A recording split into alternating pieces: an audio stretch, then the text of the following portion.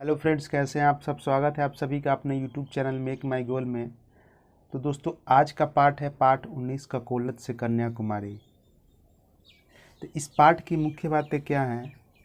इस पाठ में पृथ्वी पर पानी के अनेक स्रोत हैं, उसके बारे में बताया गया है।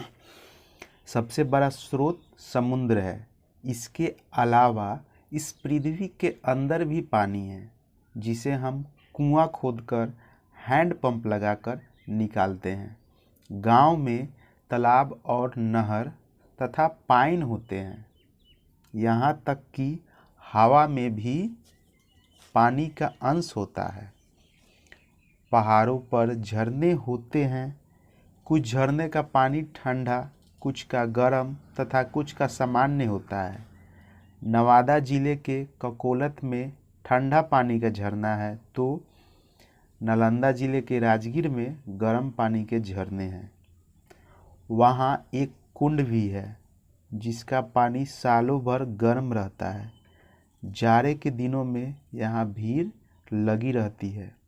हमारे राज्य बिहार में नदियों की भी भरमार है, जैसे गंगा, सतलुज, गंडक, बागमती आदि बहुत प्रसिद्ध है। इन नदियों में सालों भर पानी रहता है। शुद्ध पानी रंगहीन तथा स्वादहीन होता है। ये विशेष बातें थी। तो चलिए इस पाठ को शुरू किया जाए।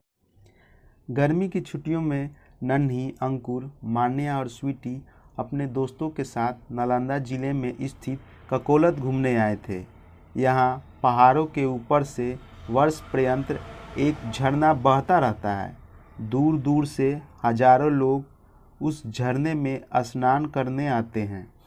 सभी बच्चों को नहाने में बहुत मज़ा आ रहा था। नन्ही बोली, इस ठंडे पानी से मुझे निकलने की इच्छा ही नहीं हो रही है। मान्या ने कहा, ज़्यादा नहाओगी तो इस गर्मी में भी तुम्हें सर्दी लग जाएगी। स्वीटी बोली, घर पर मैं कुएं या चापाकल के पानी से नहाती हूँ। कभी कभी पास के तालाब पर भी जाती हूँ। अंकुर ने कहा, मुझे तो नदी में नहाना बहुत अच्छा लगता है। तो ये है ककोलत का चित्र। देखिए यहाँ पे ऊपर से झरने से जो पानी आ रहा है, ये बहुत ठंडा होता है और सालों भर ये पानी बरसते रहता है। ठंडियों के दिनों में यहाँ पे आना बंद है, इसीलिए लोग गर्मियों के दिनों में यहाँ पे जाते हैं। चलिए आगे प्रश्न को चलते हैं। आप भी कभी कभी घर से बाहर स्नान करने जाते होंगे। बताइए, आप कहाँ स्नान करने जाते हैं। हम कभी स्नान करने गांव के बाहर तालाब में जाते हैं। कार्तिक पूर्णिमा, मकर संक्रांति में एवं मेष संक्रांति में तथा ग्रहण लगने पर किसी नदी के स्थान पे स्नान करना आवश्यक माना जाता है। वैसे नित्य प्रतिदिन कुआं व चापाकल से पानी निकालकर नहाता हूँ। स्वीटी पिछली सर्दियों में अपने भैया भाभी के साथ राजगीर गई थी। वहाँ गर्म जल के छोटे छोटे झरने एवं कुंड हैं। सर्दियों में गर्म पानी के झरने या कुंड में स्नान करने का मज़ा ही कुछ और है। ये देखिए राजगीर का है पिक्चर। दाहिने तरफ पिक्चर है, ये सातों कुंड है, सप्तधारा। यहाँ पे नहाकर उसके बाद ये ब्रह्म कुंड में लोग जाकर स्नान करते हैं। ये पानी गर्म रहती है। प्रश्न 2 की तरफ बढ़ते हैं। अगर आसपास में कहीं गर्म या ठंडे पानी की झरना या कुंड है तो उसका नाम लिखें। गर्म पानी का झरना या कुंड, राजगीर, सीताकुंड, मुंगेर।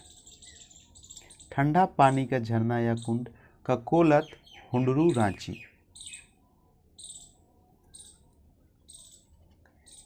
प्रश्न 3 है।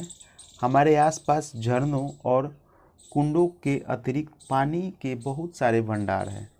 क्या आप पानी के भंडारों के नाम बता सकते हैं। तो समुद्र, नदी, तालाब, नहर, कुआं और चापाकल। अंकुर ने बताया, मेरे दोस्त यीशु अपने माता पिता के साथ अपने देश के सुदूर दक्षिण कन्याकुमारी घूमने गया था। उसने बतलाया कि कन्याकुमारी हिंद महासागर के तट पर है। हिंद महासागर पानी का बहुत बड़ा भंडार है। दूर दूर तक सिर्फ पानी ही पानी है। तट पर खड़े होकर सामने देखने से दूसरा किनारा कहीं दिखाई नहीं देता है। ये है कन्याकुमारी का चित्र बच्चों, ये देख लीजिए।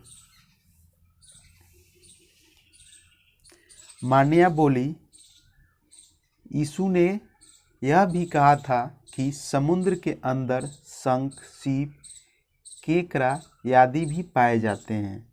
समुद्र के अंदर या उसके आसपास के पौधे भी कुछ अलग तरह के होते हैं। नन्ही ने कहा, हमारे यहाँ भी तो नदियों तालाबों में अनेक जीव जंतु तथा पौधे पाए जाते हैं। प्रश्न 4, आप भी किसी जल स्रोत यथा नदी, तालाब, आहर आदि के निकट अपने मित्रों के साथ जाइए और उसमें पाए जाने वाले जीव जंतुओं एवं पौधों की सूची बनाइए। तो जल स्रोत का नाम, प्राकृतिक बड़ा तालाब, जीव जंतु, मछली, घोंघा, पौधे, पुरई, कमल और जलकुंभी। जल स्रोत का नाम, तालाब, जीव जंतु, मछली, पौधे, कमल और केवड़ा। जल स्रोत का नाम, चंभर, जीव जंतु, मछली, घोंघा, केकड़ा, पौधे, धान। जल स्रोत का नाम, कुआं, जीव जंतु, मेढक, पौधे, कुछ नहीं।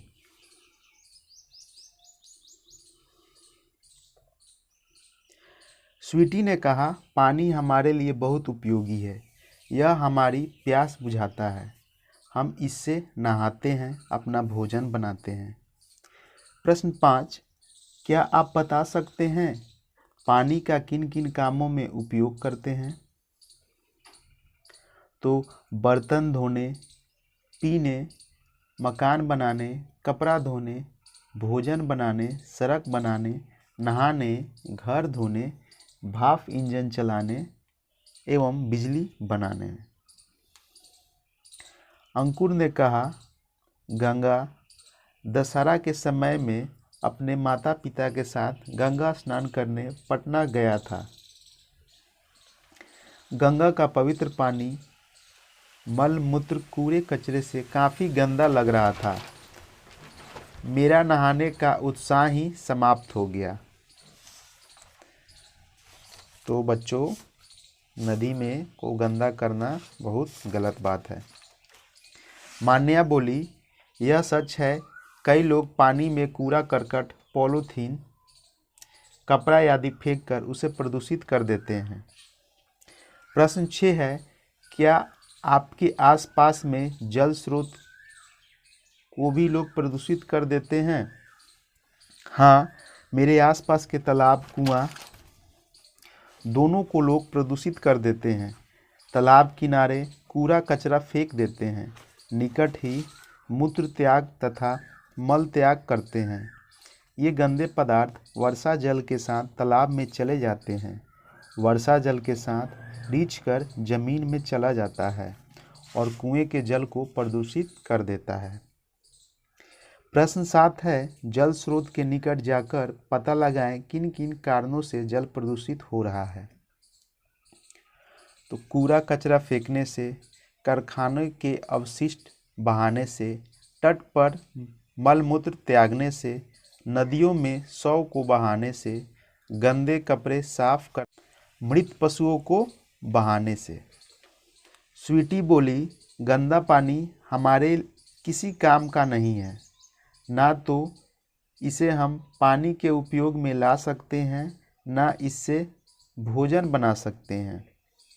अंकुर ने कहा, हमारी शिक्षिका कह रही थी कि गंदा पानी पीने से लोग बीमार हो जाते हैं। उन्हें हैजा, पेचिस, पीलिया आदि कई तरह की बीमारियां हो जाती है। प्रश्न 8 है, आप भी अपने शिक्षकों से पूछकर पता कीजिए कि प्रदूषित पानी पीने से कौन कौन सी बीमारियां होती है।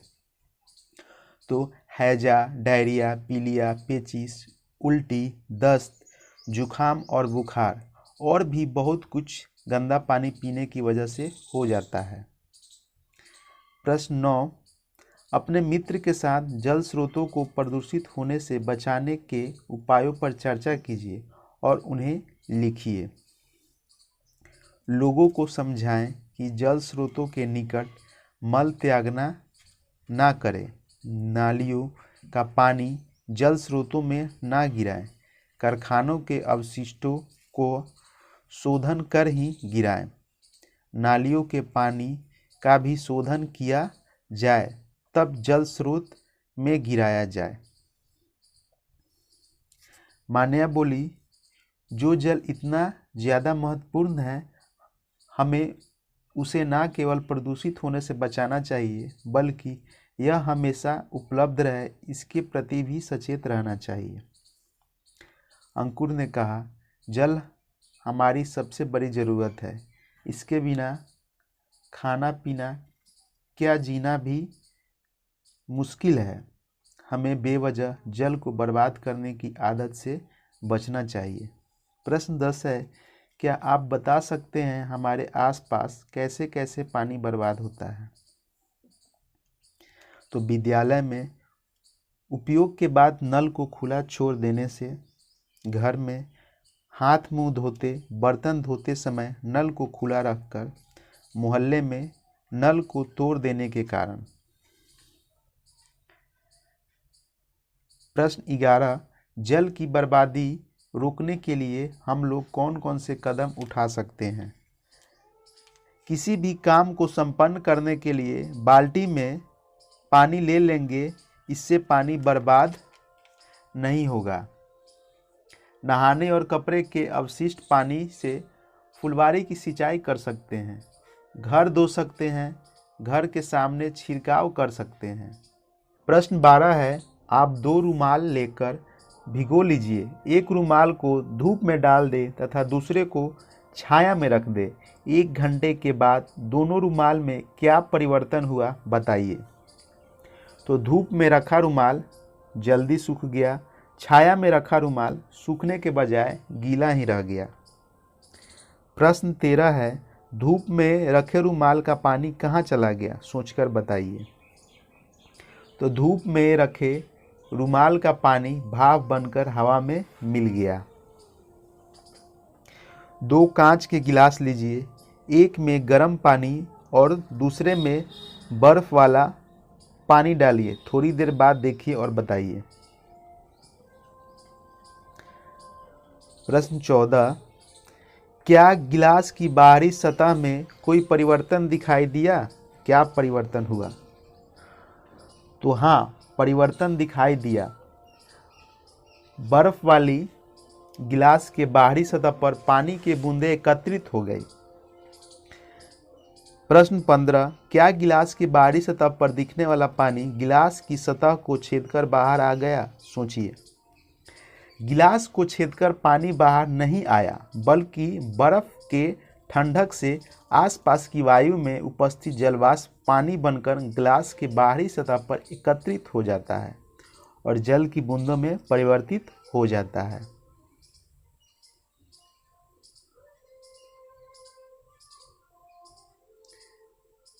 प्रश्न 16, अगर आपके यहाँ दाल या चावल पक रहा हो तो देखें कि भाप निकल रहा होगा। उड़ते हुए भाप के ऊपर एक स्टील का प्लेट लगाइए तथा थोड़ी देर रखकर वापस हटा लीजिए। प्लेट की सतह पर कुछ दिखाई देता है क्या, लिखिए। उबल रहे चावल या दाल के ऊपर प्लेट रखने के थोड़ी देर बाद उठाकर देखते हैं, प्लेट की सतह पर पानी की बूंद दिखाई देती है। प्रश्न 17, प्लेट की सतह पर पानी की बूंद कहाँ से आई। उबल रहे पानी से निकला भाप प्लेट पर जमा होकर बाहर हटाते ही ठंडा होकर जल की बूंदों में बदल गया।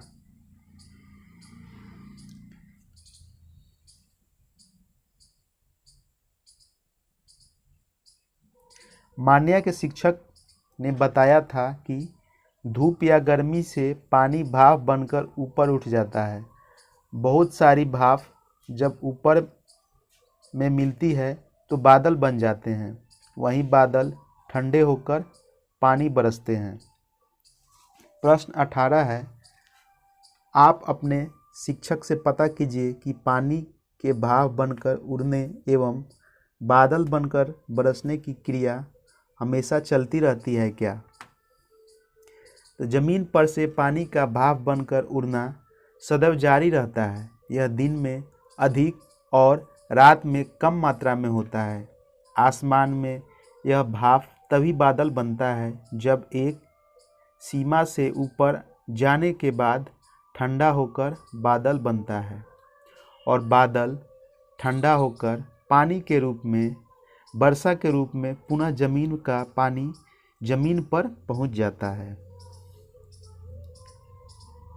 पानी की खासियत। प्रश्न 19, हम लोगों ने पानी को भाप बनने और गिलास की सतह पर पानी को जमा होने की खूबियों को जाना है। पानी की अन्य कई खूबियाँ हैं। यह अपने में कुछ चीज़ों को घोल लेता है तो कुछ को नहीं। कुछ चीज़ों इसमें तैरती है तो कुछ डूब जाती है। बताइए, क्या पानी का कोई स्वाद होता है? नहीं, यह स्वादहीन होता है। क्या पानी में गंध होती है? नहीं, पानी गंधहीन होता है। पानी की उन खूबियों को लिखिए जिन्हें आप जानते हैं। पानी एक तरल पदार्थ है। इससे जीवों की प्यास बुझती है। केवल आदमी ही नहीं, पशु पक्षी भी पानी पीते हैं। पेड़ पौधे को भी पानी चाहिए। पानी से ही भोजन पकता है। खेतों की सिंचाई के लिए पानी चाहिए। इसी कारण कहा गया है कि जल ही जीवन है।